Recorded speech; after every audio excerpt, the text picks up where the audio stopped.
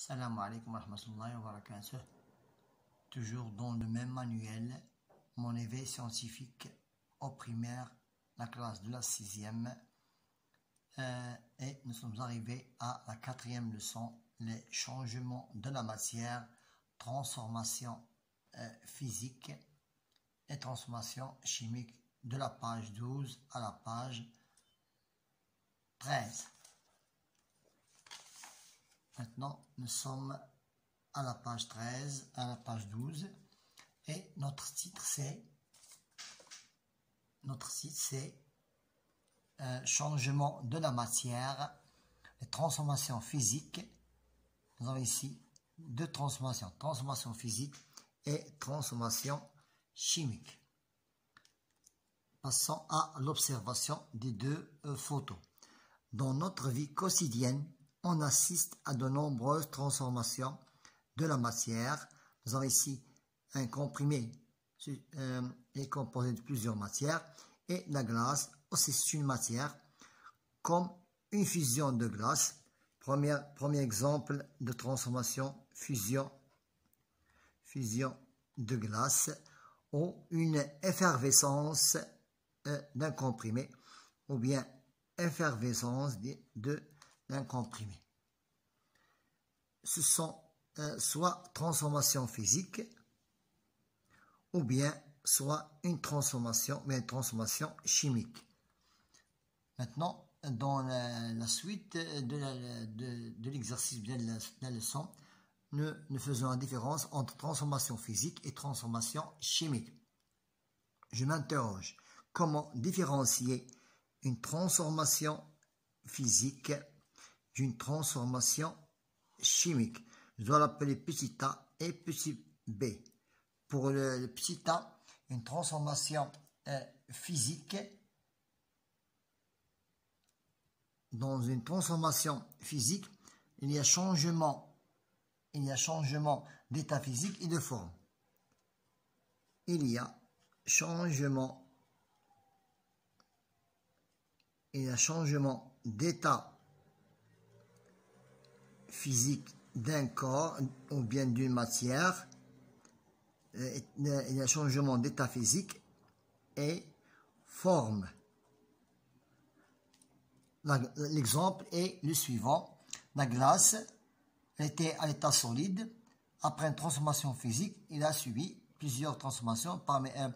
Il se transforme en eau liquide. Donc la forme était solide et devient liquide. Par contre, transformation chimique, au moins une des substances a disparu. Au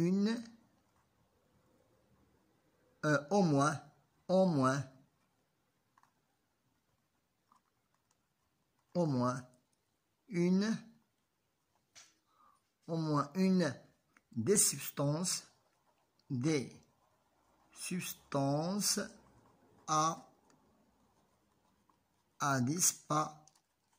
a disparu. Une substance a disparu. Donc voilà la différence entre une transformation physique et une transformation chimique.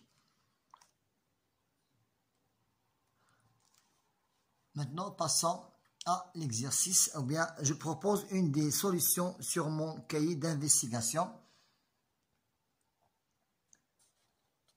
Transformation physique et transformation chimique, ça c'est notre leçon d'aujourd'hui. Donc, je propose une des solutions sur mon cahier 1.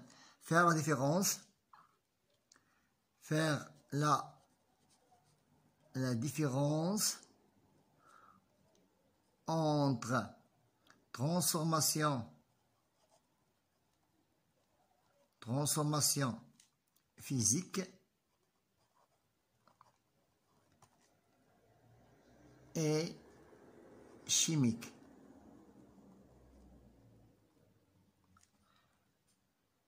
Exemple, deuxième solution, exemple de la matière,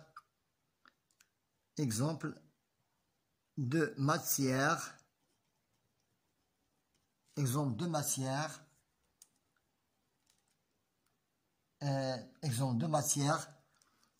qui subissent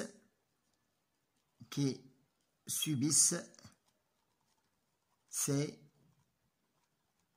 transformations.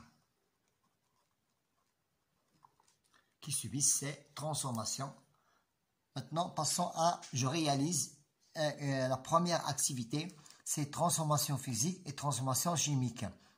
Pour l'activité numéro 1, nous parlons seulement de la transformation physique. Et dans la deuxième activité, nous parlons aussi de la transformation chimique. Je réalise une expérience. Mettre au congélateur un verre d'eau contenant de l'eau. Un verre contenant de l'eau. Laissez le glaçon hors du congélateur. On a laissé ici le glaçon hors du congélateur. Que se passe-t-il? Maintenant, nous précisons ce changement. Je précise les changements d'état subis par l'eau dans les deux expériences. Au congélateur. Maintenant, nous parlons au congélateur. Au congélateur, l'eau passe de l'état liquide au congélateur. Au congélateur.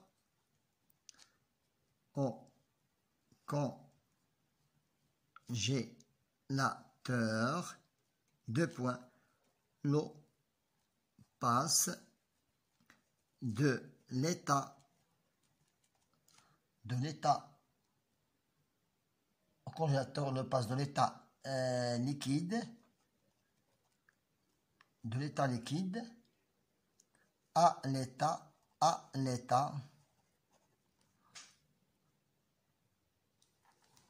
je passe, je reprends. Je précise le changement d'état subi par l'eau dans les deux expériences. Au congélateur, nous parlons ici de congélateur. Au congélateur, l'eau passe de l'état liquide à l'état solide. Ça veut dire la glace.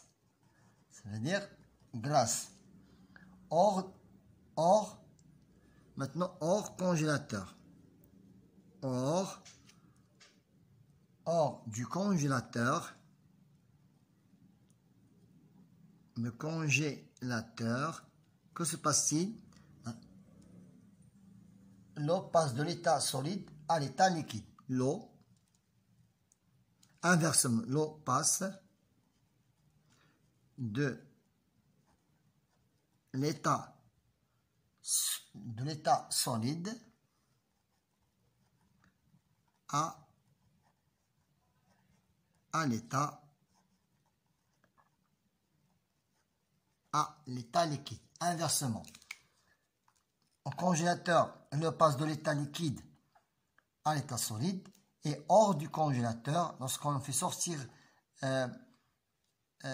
ce glaçon, donc l'eau passe de l'état solide à l'état liquide.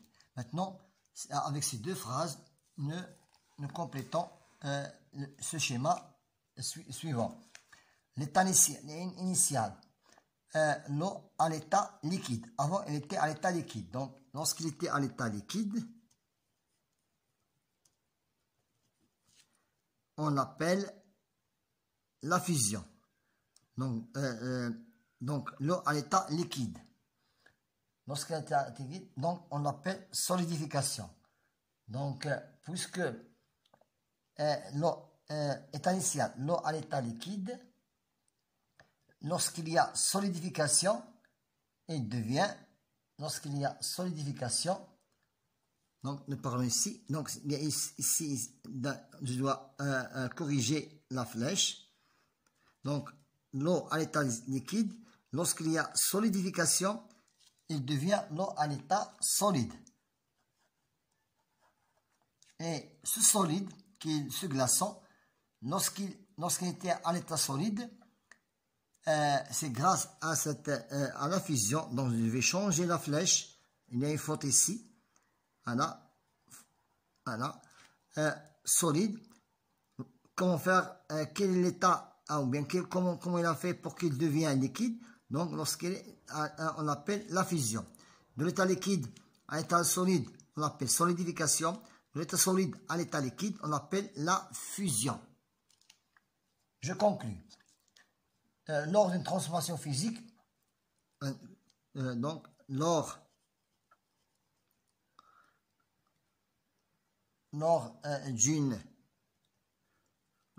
d'une transformation physique,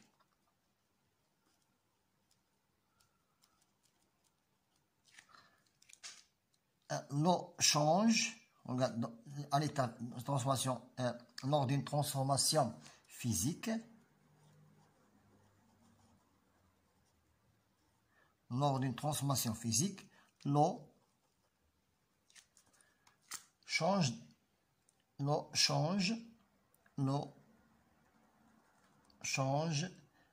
physique,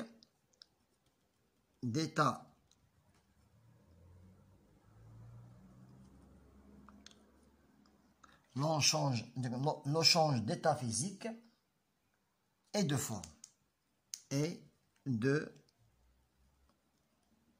forme. La transformation donc, alors, la transformation physique est une transformation réversible. Alors la transformation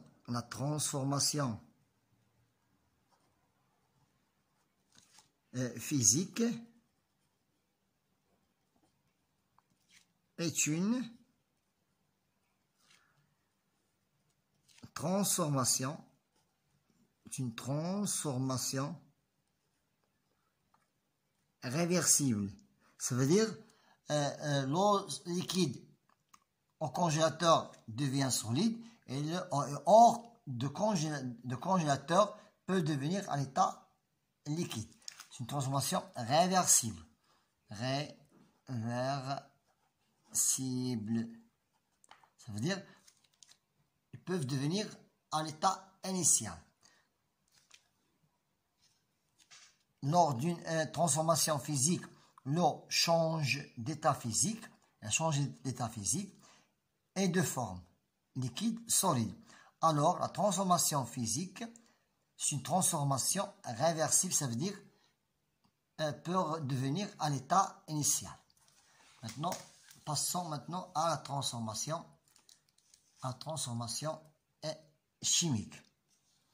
Je réalise une expérience. Placer un comprimé, voilà un comprimé dans un verre d'eau. Nous observons une effervescence. J'observe une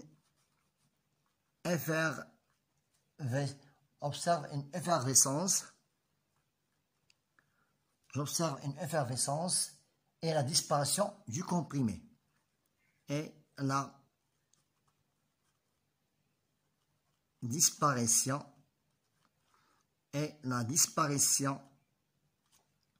du comprimé.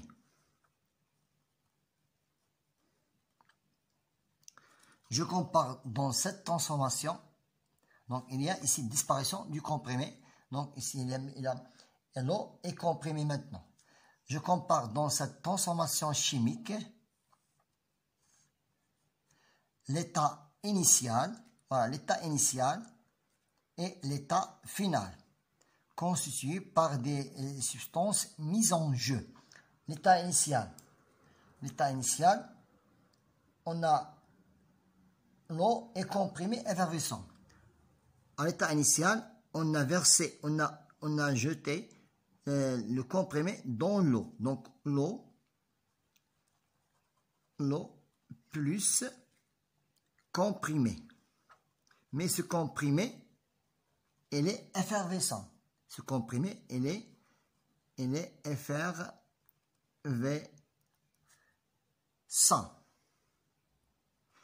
À l'état final, ce comprimé a disparu, mais on a trouvé toujours l'eau plus gaz. Voilà que vous voyez ici, c'est du gaz. Maintenant, je cite un autre exemple de transformation chimique. On a donné un exemple de comprimé. Maintenant, nous donnons un autre exemple de transformation chimique. par exemple, un morceau de craie. Un morceau de craie. Donc, si je la jette ou la mise dans de l'eau, donc il y a disparition de ce solide. Un morceau, par exemple, un morceau de craie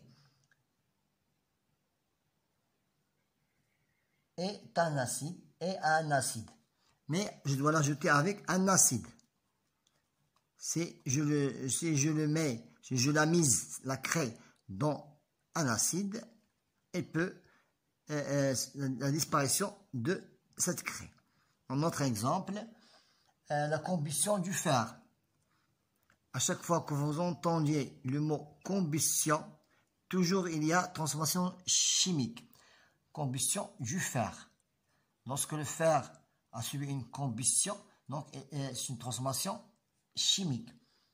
Par exemple, un autre exemple, un clou rouille. Un clou rouille. Et lorsqu'il y a cet état-là, donc on l'appelle une transformation chimique. Passons à l'exercice. J'applique mes connaissances. J'applique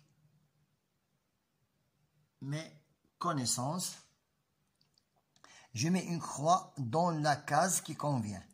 Ici, il y a combustion, combustion, dissolution, incombustion. Nous devons faire une croix, mettre une croix à la case correspondante et correcte. Une combustion du papier. À chaque fois que vous entendez le mot combustion, il y a toujours une transformation chimique. Une combustion du fer aussi. À chaque fois que vous entendez le mot combustion, il y a toujours une transformation chimique. Ça veut dire au moins l'une des transformations a disparu. L'une des substances a disparu. Une dissolution du sel. Donc, puisqu'il y a une dissolution du sel dans de l'eau, donc on peut faire revenir ce sel. Donc, ce n'est pas une transformation chimique. Une combustion du plastique aussi. Il y a au moins une des substances a disparu. Donc, même combustion, le plastique aussi a subi une transformation chimique.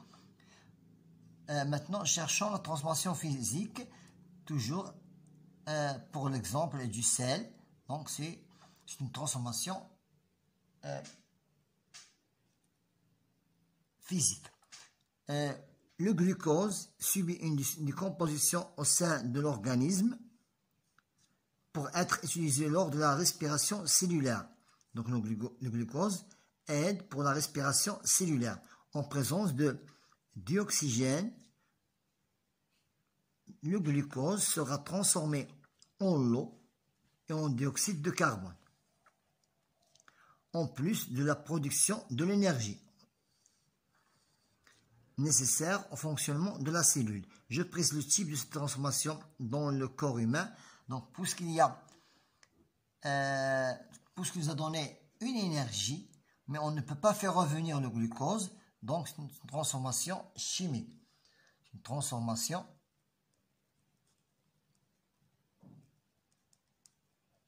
chimique, parce qu'au moins une substance a disparu. On a terminé avec la leçon, avec cette application des connaissances. On a terminé avec la leçon de la changement de la matière, transformation physique et transformation chimique. Bon courage.